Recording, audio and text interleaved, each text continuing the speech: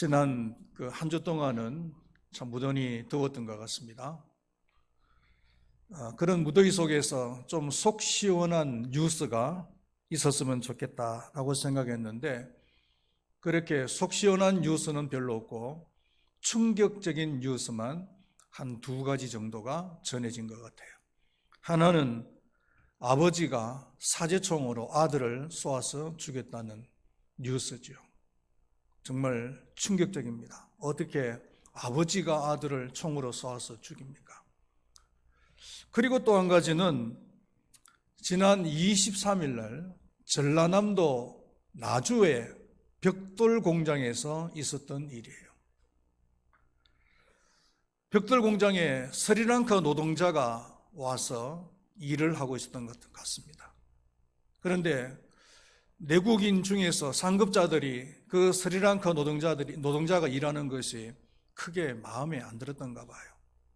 그래서 혼을 내주는데 지게차에다가 비닐 랩으로 묶어가지고 들었다 내렸다 이걸 30분 동안 계속했다는 거예요. 그 30분 동안 스리랑카 노동자는 얼마나 두려웠고 얼마나 모욕적이었겠어요. 가해한 당사자들이 사람이라면 이런 짓을 하면 안 되죠. 오늘 봉독한 말씀은 부부관계와 또 부모와 자녀들과의 관계에 이어서 한 직장 내에서 고용주와 피고용인 아니면은 상급자와 하급자와의 관계에 대해서 말씀을 해주고 있습니다. 하나님께서는 한 국가나 한 가정 안에 권위자를 세워서 질서를 유지했던 것처럼 한 직장 내에서도 권위자를 세우셨는데 그 권위자가 누구냐 하면은 고용주고 또 상급자란 말이죠. 하급자는 상급자에게 어떻게 대해야 되는가? 5절 말씀에 한번 다 같이 읽어볼까요? 종들아 두려워하고 떨며 성실한 마음으로 육체의 상전에게 순종하기를 그리스도께 하듯 하라. 순종하라 이렇게 말씀을 하고 있습니다. 순종을 하되 그리스도에게 순종하듯이 순종을 하라는 겁니다. 왜 그리스도에게 순종하듯이 순종을 해야 되느냐 하면은 그 권위는 하나님께서 주신 것이기 때문이에요. 그러면은 어떻게 하는 것이 그리스도에게 순종하듯이 순종하는 것이냐? 오늘 봉독한 5절 말씀에서 계속 보면은 첫 번째로는 두려워하고 떨리는 마음으로 순종을 하라 이거예요. 이 말은 잘못 오해를 하면은 상급자에 대해서 고용주에 대해서 무슨 공포심을 가지라 하는 이런 생각을 할 수가 있는데 이 말의 의미는 그런 의미가 아닙니다. 하급자가 크리스찬이라면 하나님을 정말로 진실로 믿는 사람이라면은 상급자가 그리스도인이든 그리스도인이 아니든 간에 내가 그리스도인으로서의 그 본연의 모습을 잃어버리지 않도록 조심을 해라는 거예요. 상급자가 어떤 사람이든지 간에 하급자인 그리스도인인 내가 그리스도인의 본연의 모습을 잃어버리지 않도록 조심을 해라는 거죠.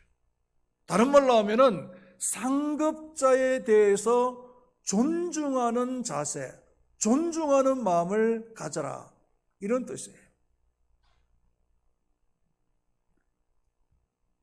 신앙인들은 어떤 사람을 대하든지 이러한 자세가 필요하다는 거예요. 고린도후서 7장 15절 말씀에 보면은 그가 너희 모든 사람들이 두려움과 떨므로 자기를 영접하여 순종한 것을 생각하고 너희를 향하여 그의 심정이 더욱 깊으서니 라는 말이 나옵니다. 이 말은 고린도 교회 교인들이 두렵고 떨리는 마음으로 바울의 제자인 디도를 영접함으로써 디도가 고린도 교회를 생각하는 마음이 더욱 깊어졌다, 이런 말이에요. 그러니까 이 고린도 교인들은 디도를 영접할 때 그냥 소홀히 영접을 한 것이 아니라 두렵고 떨려오는 마음으로, 참으로 존경하고 공경하는 마음으로 그 디도를 영접을 했다는 거예요. 빌립보서 2장 12절에서는 그러므로 나의 사랑하는 자들아, 너희가 나 있을 때뿐 아니라 더욱 지금 나 없을 때에도 항상 복종하여 두렵고 떨림으로 너희 구원을 이루라 그랬습니다. 이 말은 구원받은 사람들은 범사에 두렵고 떨림으로 살아야 된다는 겁니다.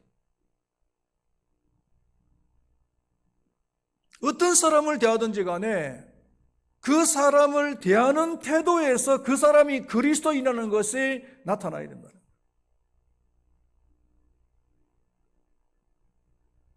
그게 그리스도의 품격입니다.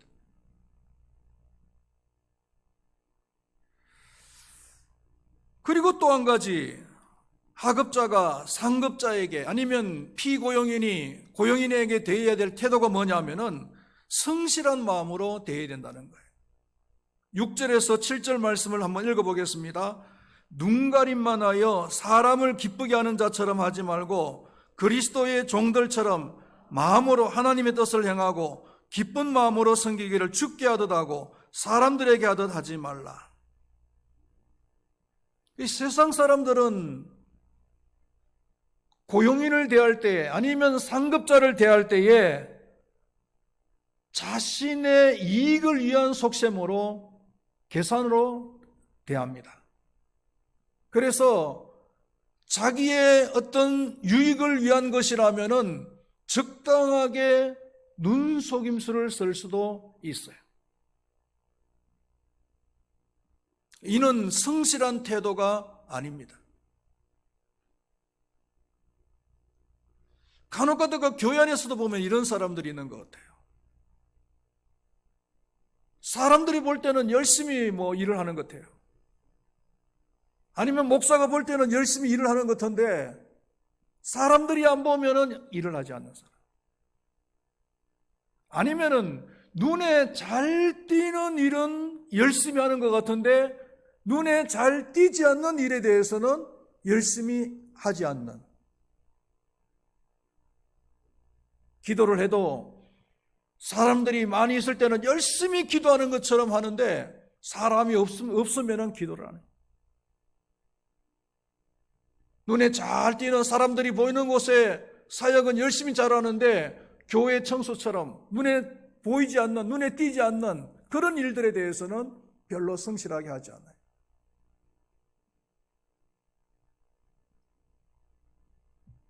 이것은 하나님을 믿는 사람들의 바른 자세라고 할 수가 없어요. 왜냐하면 우리가 사람을 대하는 그 태도는 곧 하나님을 대하는 태도이기 때문에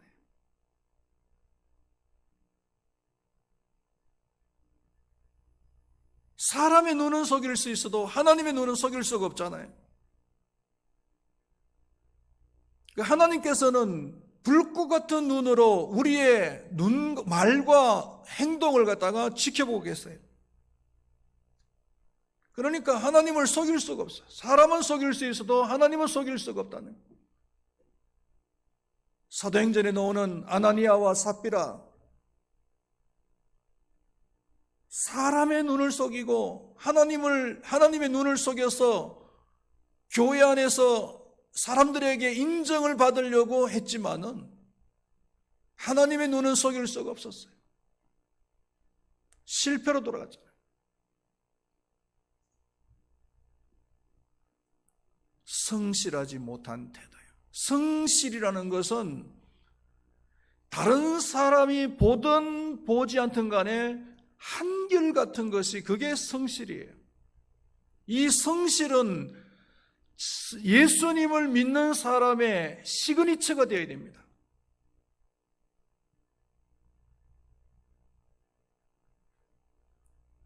믿음이라는 말하고 헬라어로 믿음이라는 말하고 성실이라는 말하고 충성이라는 말하고 다 같은 한 단어예요. 피스티스라고 하는 한 단어입니다. 믿음이 있는 사람은 성실해야 되고 충성스러워야 된다는 거죠. 그래서 하나님께서는 이 땅에 충성스러운 자를 찾으신다라고 말씀을 하셨잖아요. 충성스러운 자를 찾는다는 말은 무슨 말입니까? 성실한 자를 찾는다는 얘기고 믿음이 있는 자를 찾는다는 거예요. 하나님께서 사도 바울을 들어서 사용하신 이유가 뭐겠습니까? 사도 바울이 예수님을 알기 전에, 하나님을 알기 전에는 어떤 짓을 했습니까? 오히려 교회를 핍박했던 그런 핍박자였잖아요. 그런데 하나님께서 그 바울을 들어서 사용하신 이유가 뭡니까? 바울은 스스로 고백하기를 디모데전서에 보면은 하나님께서 나를 충성되이 여겼어. 충성되이. 비록 방향 설정은 잘못되었지만은 내가 한번 옳다라고 생각한 것에 대해서는 목숨을 걸고 그 일을 하는 것, 자신의 모든 것을 다 걸고 그 일을 해나가는 모습을 보니까 참 충성스러운 거예요, 성격이. 그러니까 저런 사람은 방향만 바로 설정이 되어지면은 정말 위대한 사역자가 되겠다라고 생각했기 때문에 하나님께서 그 바울을 들어서 사용하는 거예요. 하나님께서 나를 충성되이 여겨.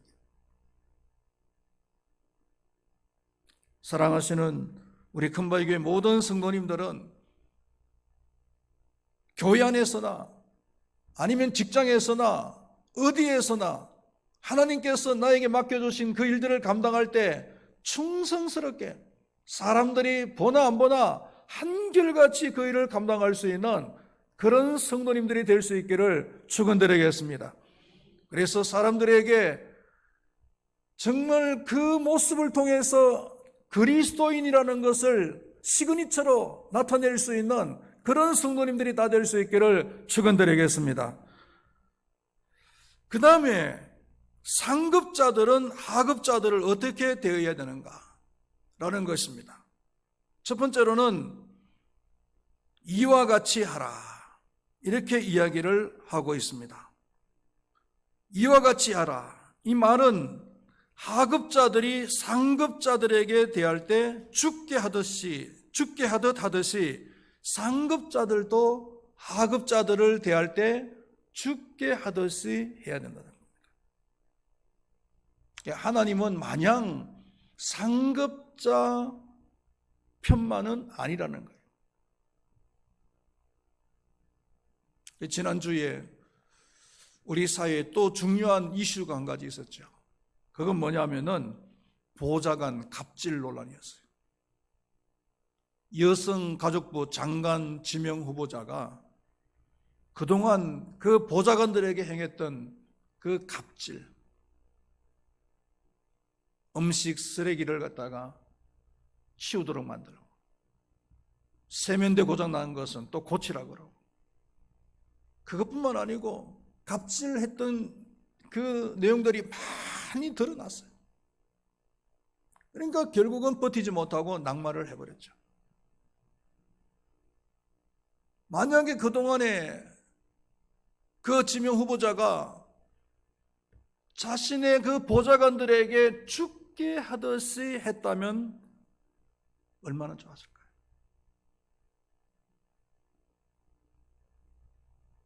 지금쯤은 장관에 지명이 돼가지고 장관이 되어 있겠죠.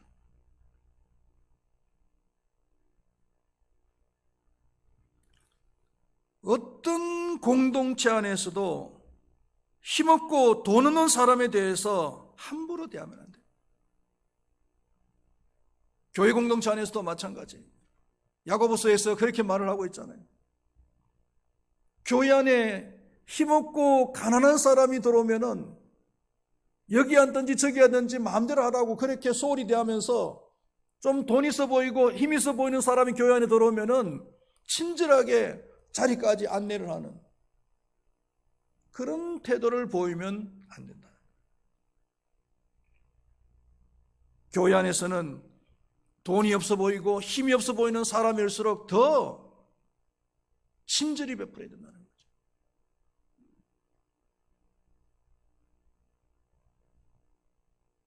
죽게 하듯이 친절하게 돼요. 그 다음에 또 한 가지가 위협을 거치라, 이렇게 얘기를 하고 있습니다. 9절 말씀해 보니까 상전들아 너희도 그들에게 이와 같이 하고 위협을 거치라, 이렇게 얘기를 하고 있죠. 옛날에는 상전들이 종들에게 위협을 많이 했잖아요.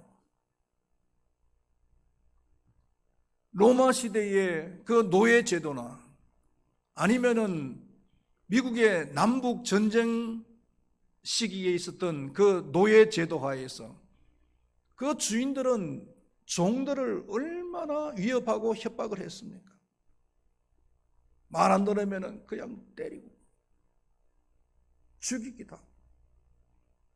그러니까 종들이, 노예들이 그 협박에 못 이겨서 어쩔 수 없이 일을. 우리나라만 해도 1970년대 근로기준법이 잘 적용이 안 되어질 때 말이죠.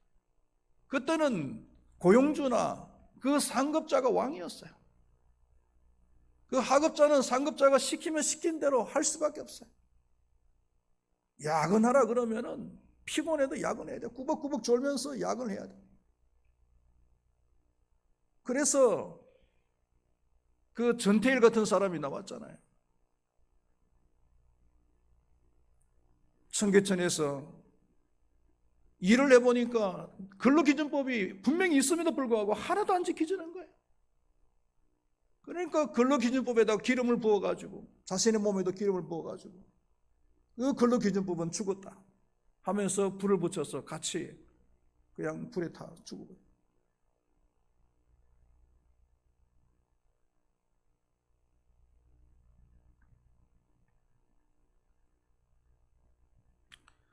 빌레몬서 16절에 보면은 바울이 빌레몬에게 오네시모에 대해서 이렇게 얘기를 하고 있습니다. 종과 같이 대하지 아니하고 종 이상으로 곧 사랑받는 형제로 대하라. 오네시모는 원래 빌레몬의 종이었잖아요. 그러니까 더 이상 종으로 대하지 말고 형제처럼 대해달라, 이렇게 바울이 빌레몬에게 부탁을 합니다. 더 이상 주인이라고 해서, 상전이라고 해서 위협을 하지 말라는 겁니다.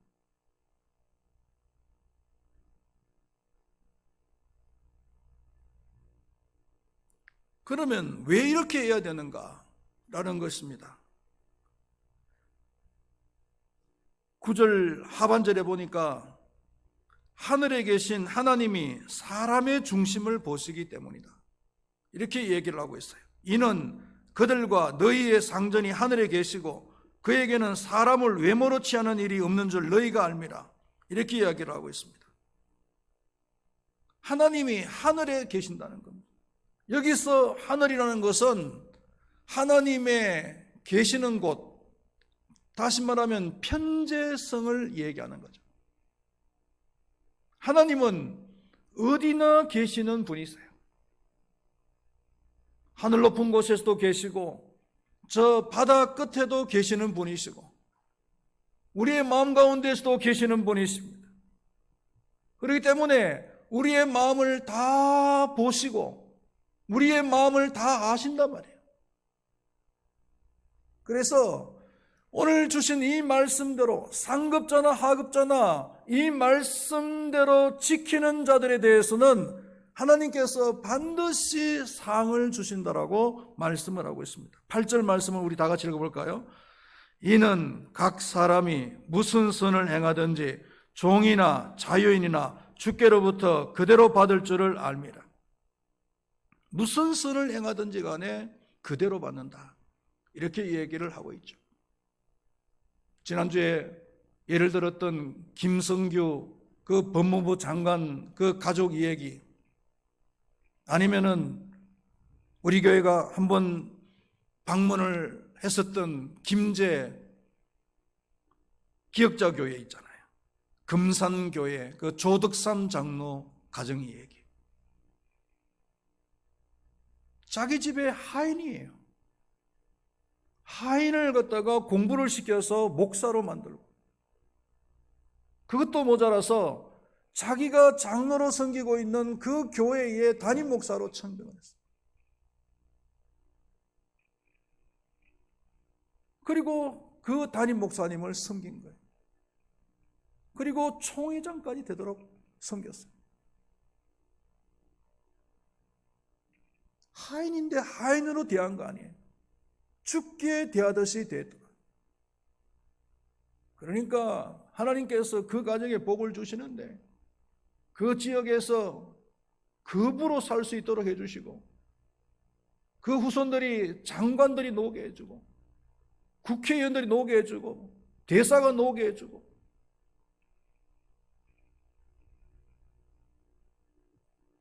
말씀대로 약속한 대로 하나님께서 갚아주신 거죠.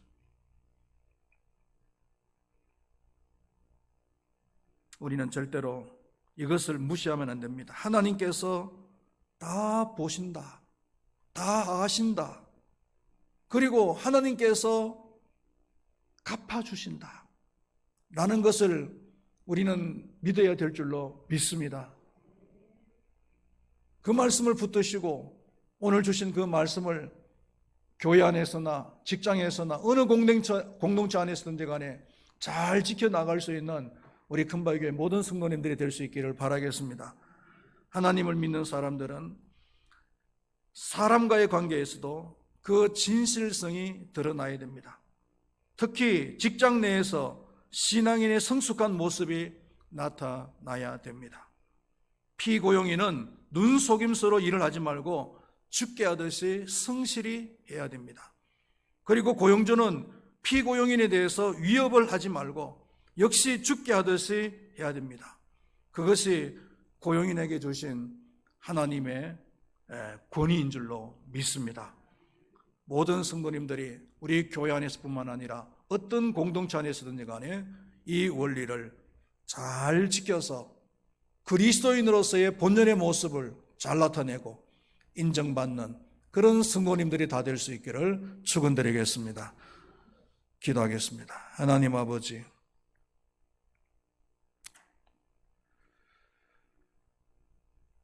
교회나 직장이나 하나님께서 주신 권위가 있습니다. 직장은 고용주요, 또 상급자가 권위자입니다. 하급자들은 권위자에게 죽게 하듯이 순종을 해야 되고, 눈가림식 일을 할 것이 아니라 성실하게, 보든지 안 보든지 간에 성실하게 일을 감당해야 될 줄로 믿습니다. 또 상급자도 역시 하급자를 대할 때 죽게 하듯이 대해야 되며, 무엇보다도 형제에 대하듯이, 그리스도 안에서 죽게 주를 대하듯이 그렇게 하급자들을 대해야 될 줄로 믿습니다. 그것이 하나님께서 주신 권위를 사용하는 태도인 줄로 믿습니다.